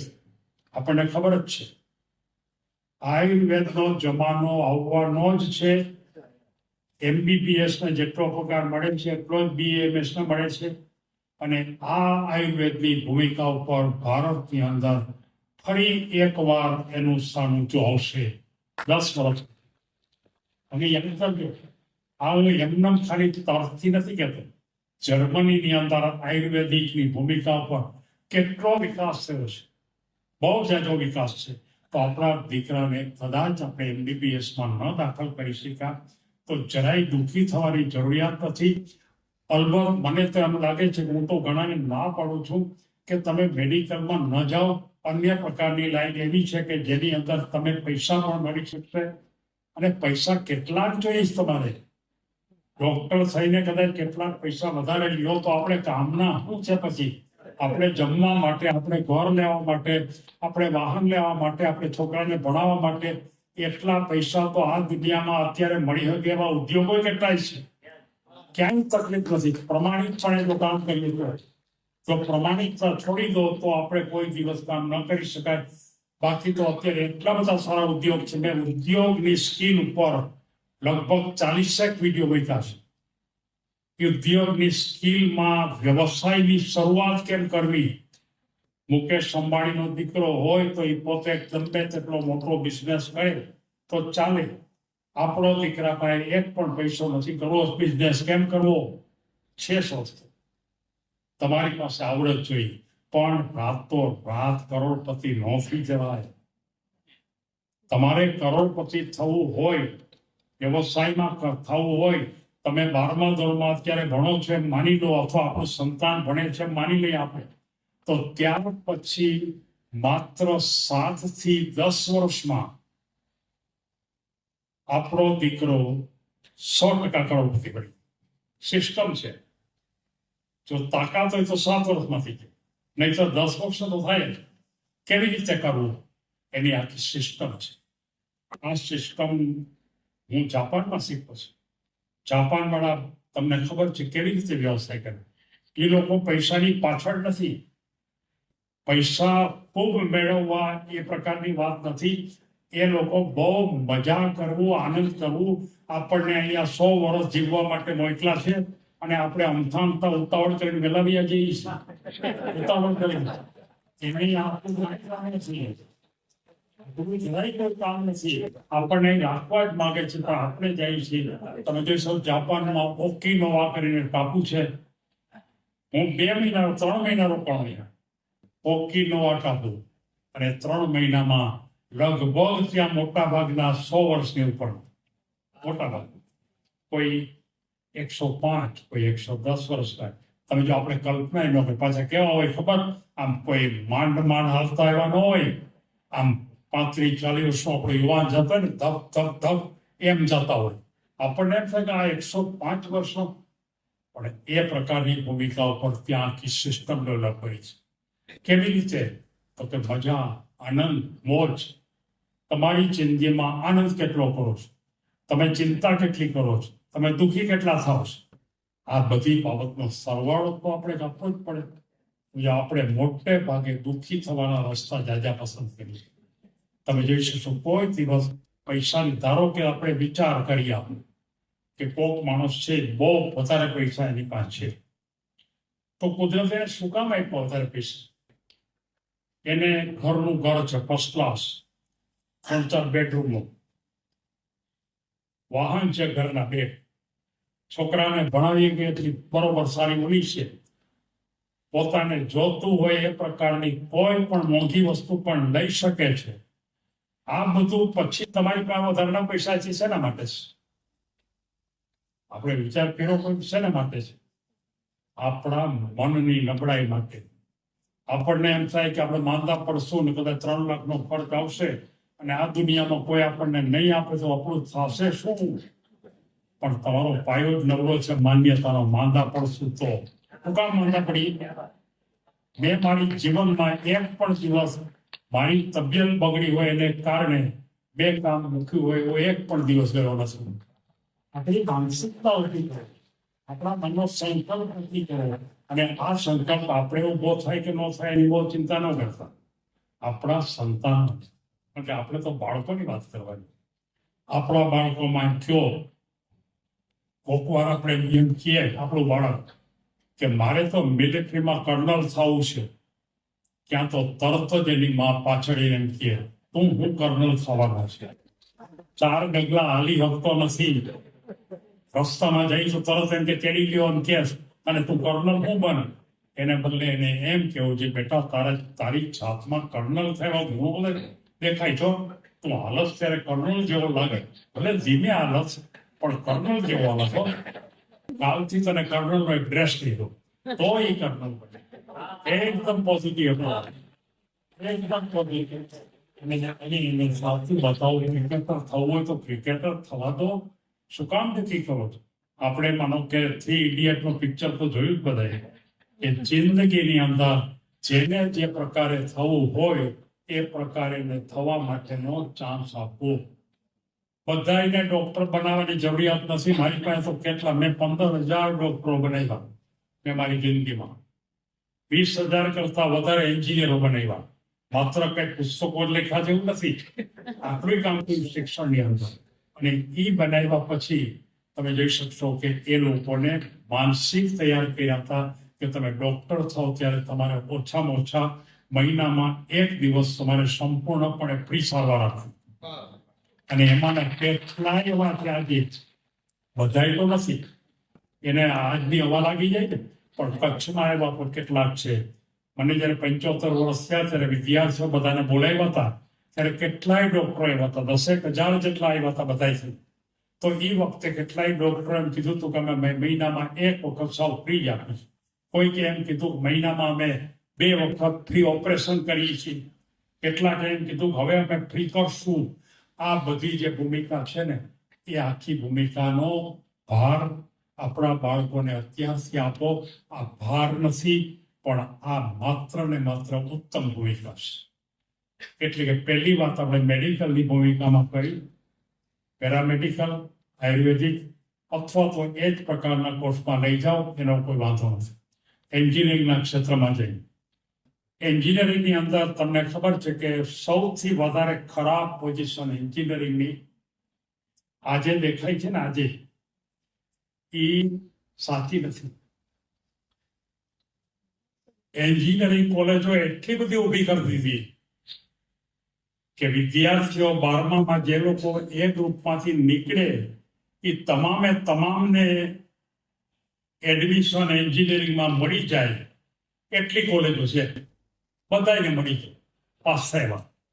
પહેલા નક્કી કરે કે 45% સુધીને લેવાની, પછી બીજો સર્ક્યુલર એવો આવે કે કદાચ 35% હોય તો લઈ ગયો તો વાંધો નથી. હવે આવી ભૂમિકાના સંદર્ભની અંદર તમે વિચાર કરો કે આ એન્જિનિયરિંગની ભૂમિકા છે એ નબળી છે, કારણ કે આપણે પૂરેપૂરું લેબોરેટરી વર્ક આપતા નથી. કોર્સ ખોટો છે. કોર્સની અંદર બિનજરૂરી શિક્ષણ ખોટું આપવામાં આવે છે.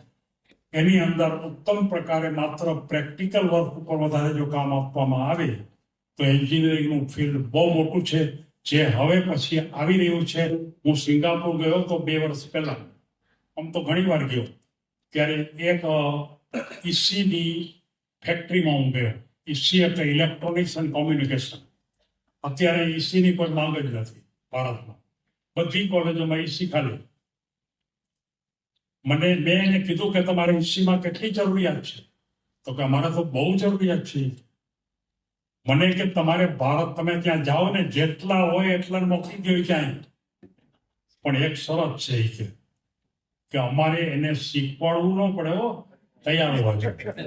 પગાર એને જેટલો જોતો એટલો નહીં. એટલે પછી હું એક બેઠો હતો ત્યારે વિચાર કર્યો કે મારે કોને મોકલવા. એક પછી એક મેં જોયા, 40-50 નામ મારા મગજમાંથી ગયા. મેં કીધું આમાંથી એકને મોકલાય નહીં. હોમ ફર્સ્ટ ક્લાસ છે, માર્ક ફર્સ્ટ ક્લાસ છે, પણ મોકલી ગયા એવા નથી કે આપણી પાસે એન્જિનિયરિંગનું જ્ઞાન નથી. ભારતનું જે ટેકનિકલ ભૂમિકા ઉપર પ્રેક્ટિકલ કામ કરતા ટેકનિશિયનોનું સ્ટાન્ડર્ડ ઊંચું છે, માટે ભારતમાં એન્જિનિયરિંગ ફિલ્ડ ટકી રહ્યું છે. અત્યારે ડિગ્રી વાળા એન્જિનિયરો કરતા ડિગ્રી વગરના એન્જિનિયરો છે એ ઉત્તમ કામ કરે છે. ઇલેક્ટ્રિકલ એન્જિનિયર બી કર્યું હોય પણ એક થાંભલા ઉપર ચડીને ફ્યુઝ બાંધી ન હોગે, આ પરિસ્થિતિ. પણ હવે એની પરિસ્થિતિ સુધરવાની આવી છે. ભારતમાં ઉત્તમ પ્રકારે સારામાં સારા કોર્સિસ આવે છે. આ પ્રકારની ભૂમિકા ઉપર આપણા સંતાનોને આ ભૂમિકા ઉપર કામ લાગશે. આ વાત સાયન્સની થઈ. થોડીક જ વાત કરું, કારણ કે મને સમયની ભૂમિકાઓ પહેલેથી એમ કીધેલું કે 10:30 અને પાછું તમારે ઘરે જવાનું છે, મારે તો રાજકોટ જવાનું છે. એટલે થોડીક જ વારમાં હું પૂરું કરવા માંગુ છું. અને એમાં એક જ વાત કરવા માંગુ છું કે કોમર્સના કોઈ પણ ફિલ્ડની અંદર તમારે માનો ઉત્તમ ભૂમિકા ઉપર કરવું હોય તો માત્ર સ્કિલ ડેવલપ કરવું. આપણે આર્ટ્સની ભૂમિકા ઉપર તમે વિચાર કરવો હોય તો કોઈ એક પરદેશની ભાષા પડી લો, ફ્રેન્ચ છે, રશિયન છે, જાપાનીઝ છે, કોઈ એકાદી ભાષા, એનું તમે ત્યાંના બુકના ટ્રાન્સલેશન અહીં કરો, અહીંની બુકનું ત્યાં કરો, તમને બહુ ઝાઝા પૈસા મળશે. ટ્રાન્સલેટ કરવા મળતા નથી. તમે માનો કે અહીંના એના પ્રવચનો છે, એ પ્રવચનો ટ્રાન્સલેશન કરીને અહીંયા તમે યુટ્યુબ ઉપર મૂકો.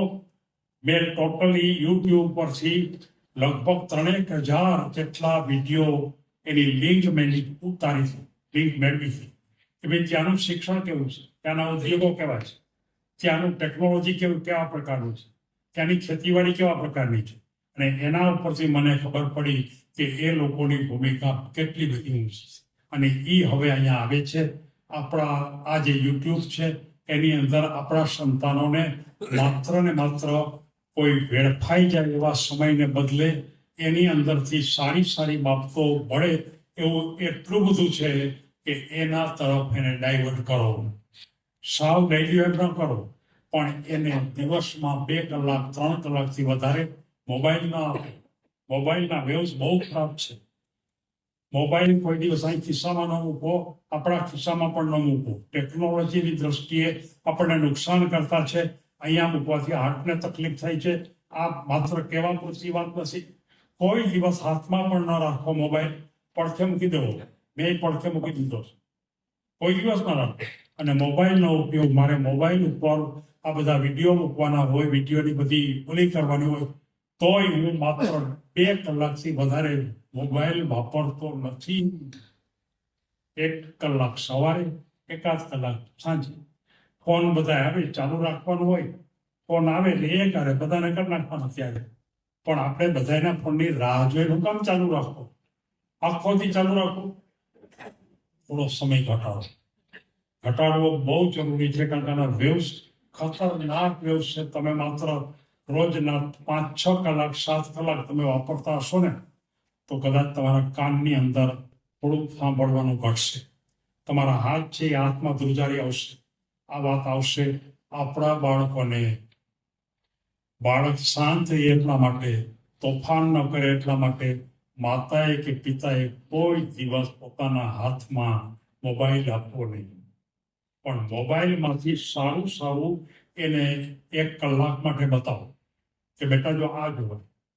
એટલી બધી સારી બાબતો છે. એટલે કે અત્યાર પછીનું ભણતર એવા પ્રકારનું આવે છે કે હવે પછી જે આપણે તકલીફ ભોગવી એ હવે ભોગવવાનો પ્રશ્ન નહીં આવે. હું ખાતરીપૂર્વક કહું છું. માત્ર એમને હું કહેતો નથી, પણ આપણે થોડું પરિવર્તન કરવું પડશે. આ દુનિયામાં પરિવર્તન બહુ અગત્યનું છે. આપણી ભારતની એક સૌથી મોટી ખામી કહેવાય ને તો એ છે કે જલ્દી બદલે નહીં. આપણને એક વાર એમ થઈ ગઈ કે આ શાક આપણને બહુ ભાવે એટલે એ ખાતે જ રાખી, એ જ ખાતે રાખી. બીજું કોકવાર ખાવ તો ખરા, ખબર પડે કે એ ભાવવા વાળું છે. આ પ્રકારની પરિસ્થિતિમાં ટોટલી પરિવર્તન. મેં પરિવર્તન ઉપર પણ બુક લખી છે, ધ્યેય ઉપર પણ લખી છે. મેં દીકરીઓને કરિયાવર શું આપવું એના ઉપર પણ બુક લખી. આપણા દીકરાને વારસો શું આપવો પૈસા વગર, એ પણ મેં બુક લખી. આ ડિજિટલ બુક. હવે એ બુક બધી હું એક સાથે તો બહાર નહીં આપું, કારણ કે એક સાથે આપું તો એમાંથી કોઈ આપણને એમ થાય કઈ વાંચવી. આ 2 દી પહેલા જ મેં વાર્તા મૂકી હતી કે બધું સારું જો આપણને દેખાતું હોય ને તો આપણે નક્કી ન કરી શકીએ કે કયું લેવું. દુકાનવાળાને પણ અમે તાલીમ આપીએ ને, કોઈ સ્ટોરમાં મને કોઈ કાપડ વેચતા હોય, કોઈ લેવા આવે તો એક ક્યારે બધો ખડકો ન કરવો, 4-5 બતાવો. તમે જાજી બતાવશો તો એ પાછા લીધા વગર વયા જશે, કારણ કે નક્કી નહીં કરી શકીએ કે આમાં મારે લેવું નહીં. આપણા મોટી ખામી એ છે કે આપણી પાસે જાજી વસ્તુ બહુ હોય તો આપણને નક્કી કરવામાં સમય બગડે છે. આપણે 4 જોડી કપડાં હોય તો આપણને કઈ તકલીફ જ ન પડે, પણ 20 જોડી કપડાં હોય તો ક્યાં કપડાં પહેરીને જવું નક્કી ન કરી શકીએ, વાર લાગે. તો આ સંતાનને બતાવો કે બહુ સારી વસ્તુ જાજી લેવા કરતા છે ગમે એ સારી વસ્તુ લઈ લેવી અને આટલી ભૂમિકા ભરવી છે. મિત્રો, તમારી સાથે વાતો કરવી બહુ ગમે છે, મજા આવે છે, પણ સમયને પણ આપણે ધ્યાન રાખવું જ પડે. મારા દરરોજ રાત્રે 8 વાગે હું મારો વિડીયો મૂકું છું. તમને જો ઈચ્છા થાય, શરૂમાં તમને તમારા માઇન્ડને સેટ કરવું પડે. તમને એમ થાય કે આટલા સારો વિડીયો છે, પણ હવે નિરાતે પછી સાંભળશું. સારું હોય પછી જ કરાય, પછી બીજેથી ત્રીજેથી વળી અમે આ સારું ક્યાં બીજો સારો આવે બોલો. સારી વસ્તુને પકડતા શીખો. એક વાર તમારી સામે આવેલી તક પકડી લો ને તો જ તમારી પારીએ, નહીતર તો વહી જાય ને. એક વાર તક ગઈ પછી પાછી આવતી નથી. તમારી તંદુરસ્તી માટેના વિડીયો છે. આપણે આપણા જીવનની અંદર કેવી રીતે બીજાને વધારે સારું કહી શકીએ, સારું બતાવી શકીએ, આપણે પણ ઘરે બેઠા બેઠા સારું શું કરવું, આપણી બધી જ બાબતોને સત્તમ પ્રકારની ભૂમિકા પર શું કરવું, એ પ્રકારના જુદા જુદા વર્ગો છે. મધુર દાંપત્ય, જીવનમાં દાંપત્ય મધુર કેમ બનાવવું, જેના 61 વિડીયો મૂક્યા છે. એ પણ જો કરે તો થઈ શકે, પણ કરતા નથી. હો, ઝઘડીને મારી પાસે આવે કે આ અમે ઝઘડા આવે શું કરું, એને હું એમ કહું કે આ વિડીયો તમે જોઈ લેજો, બીજું કઈ કહેવાનું ન હોય મારે. એટલે આ રીતે મારા પોતાના સંદર્ભો, મારી હજી પણ જિજ્ઞાસા કંઈક ને કંઈક નવું શીખવા તરફની છે. હું રોજ મારા પોતાના જ્ઞાનનો હજી પણ વધારે વિસ્તાર કરતો જાઉં. જાપાનના એક માણસને મેં પૂછ્યું હતું, તેણે એમ કીધું કે એ પોતે ચાઇનીઝ ભાષા શીખતા હતા. મેં કીધું પણ તમારી ઉંમર 100 વર્ષ તો દેખાય છે, હવે ચાઇનીઝ ભાષા તમે ક્યારે ઉપયોગ કરશો? તો કે મેં મારી ઉંમર જ્યારે મારું 91 વર્ષ હતી ને, કે તેથી મેં રશિયન ભાષા શીખી હતી, તો અત્યારે હું એનો ઉપયોગ કરું છું ને. તો હજી કોને ખબર હું કેટલો જીવી શીખે. અહીં તો આપણને પેન્શન કોઈ કૂતરા 58 વર્ષ થયા, હવે નવું હું શીખવાનું, હવે ક્યાં કોઈને બતાવવાનું છે આપણે. હવે તો મજા કરીએ, પણ તમે જે વાતો, તમને જે મજા આવે નવી દુનિયામાં, એક જ વાત આપણે છેલ્લી કરી અને વાતને પૂર્ણાવતી કરીએ. Every day upgrade. આ મોબાઈલ આપણને એક જ વાત શીખવાડે, જેવું માનો કે વોટ્સએપ કરીએ તો અપગ્રેડ ધ વોટ્સએપ, બીજું આપણે કરીએ એટલે કે અપગ્રેડ કરો. કોઈ માનો કે કોઈ ચેનલ હોય તો કે અપગ્રેડ કરો, બધું અપગ્રેડ કરી, પણ આપણે આપણી જાતને ડાઉનલોડ કરી અપગ્રેડ કરો. આજે તમારામાં છે, 6 મહિના પછી તમારી પાસે શું છે? ચાલો હું તમને એક પ્રશ્ન પૂછું કે 6 મહિના પહેલા તમારામાં નહોતું, એ આજે નવું શું છે? 6 મહિના પહેલા નહોતું, આજે નવું શું છે? બહુ વિચાર કરો, બહુ વિચાર કરો. આપણને એમ થાય કે લગભગ હતા એવા ને વાસી, કઈ બહુ મોટો ફેર નથી પડ્યો. કદાચ 2-4 કિલો વજન વધ્યું હોય કે 2-4 કિલો ઘટ્યું હોય, બાકી બીજો કોઈ ફેરફાર ન થયો હોય. મિત્રો, 6 મહિના જેવો સમય ચાલ્યો ગયો. આ દુનિયામાં રોજ સવારમાં ઉઠો ને તમે સુવો ને ત્યાં કેટલી શોધ થાય છે. આપણે અત્યારે શરૂઆત કરી પ્રવચનની, અને આ પ્રવચન પૂરું થશે ને ત્યાં સુધી વિશ્વની અંદર કેટલી શોધો થઈ ગઈ હશે. આટલી ઝડપી દુનિયા છે, અને એમાં 6 મહિનામાં આપણે કાંઈ ફેરફાર ન કર્યો, કોઈ ફેરફાર નહીં. અપગ્રેડ કરો તમારી જાતને, એવરી ડે અપગ્રેડ કરો. આનો અર્થ એવો નથી કે જિંદગીની અંદર સાવ એકદમ સોગ્યું મોટું કરીને બધું કામ જ કરી રાખવું, એવું નથી. મજા કરો, આનંદ કરો, ખૂબ હળો મળો, એકદમ ઠેકડા મારો. મારી એક વિદ્યાર્થીની હતી, અત્યારે સ્વિટ્ઝરલેન્ડમાં છે. એ મને પોતાને પુસ્તકો આપવા આવી, મને કહે 10 પુસ્તકો તમારા માટે. મેં કીધું પણ મારે લેવાના છે, તને કોણે કીધું? તો કે મને ખબર છે કે તમને આવા પુસ્તકો ગમે છે. મેં કીધું કેવી રીતે તને ખબર પડતો? કે હું તમારી વાત જાણું જ છું, આ તમારા માટે હું લાવી છું. અને એના 2000 રૂપિયા મેં આપ્યા શીખ્યા. હું કઈ તમને મફત દેવા નથી આવી, પણ મારે તમને એ કમિશન જે એને આપ્યું છે એ બધું કમિશન હું આપી દઉં. એ 3000ના પુસ્તકો છે, મને 2000માં આપ્યા છે, એટલે હું 2000માં તમને જ આપી દઈશ.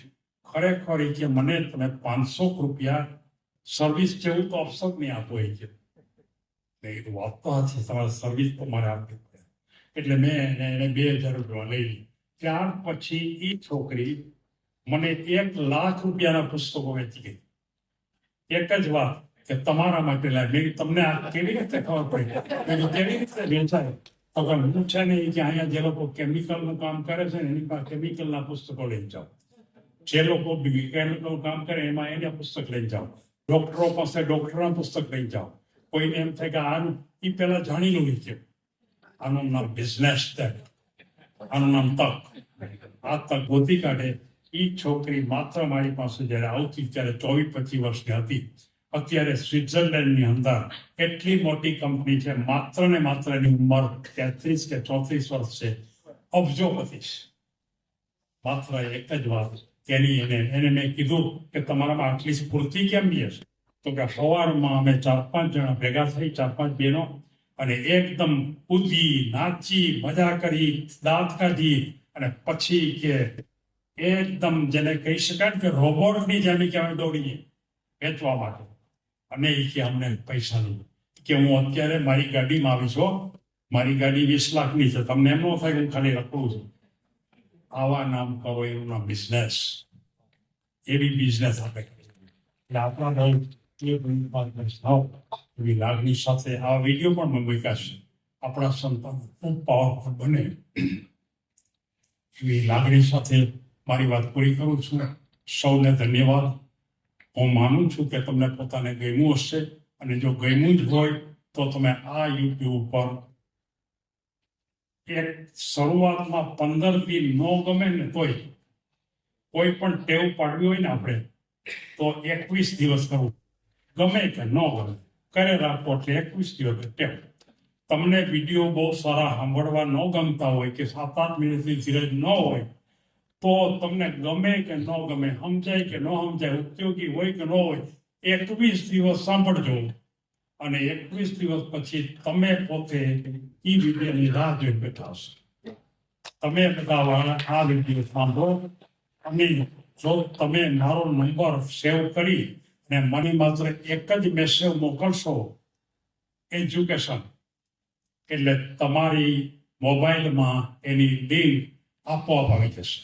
તો સોફ્ટવેર મારી પાસે, તમે માત્ર એજ્યુકેશન મને મેસેજ મોકલો, મારો નંબર સેવ કરેલો હોવો જોઈએ, અને પછી તમે મને મોકલો. તમે સબસ્ક્રાઇબ કરો એમ તો બધાય કહે છે, હું મારી જિંદગીમાં કોઈ દી વિડીયોને સબસ્ક્રાઇબ કરો એમ મેં કીધું નથી કોઈ દિવસ.